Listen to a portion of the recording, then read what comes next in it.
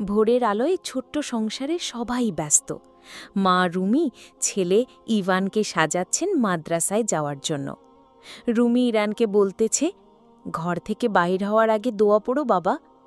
Ivan সে হাসি দিয়ে বলে, ঠিক আছে মা। ইভান ব্যাগ কাঁধে নিয়ে মাদ্রাসার পথে হাঁটছে, মুখে উচ্ছ্বাস। সে আজ কুরআন মুখস্থ শিখবে। ঘরের অন্যদিকে ছোট সোনা রিজওয়ান হামাগুড়ি দিচ্ছে। রুমি তাকে কোলে ধরে হাসছে। আমার সোনা বাবু, তুমিও একদিন মাদ্রাসায় যাবে। ইমরান মোবাইল হাতে রুমির সঙ্গে কথা বলছে। রুমি ফোনে হাসছে, চোখে একটু আবেগ। ইভানও কথা বলছে মোবাইলে তার বাবার সাথে। বলতেছে, বাবা তুমি কেমন আছো? রাতবেলা রুমি আকাশের দিকে তাকিয়ে দোয়া করছে, আল্লাহ তুমি আমার স্বামীকে প্রবাসে ভালো রেখো। পাশে ঘুমিয়ে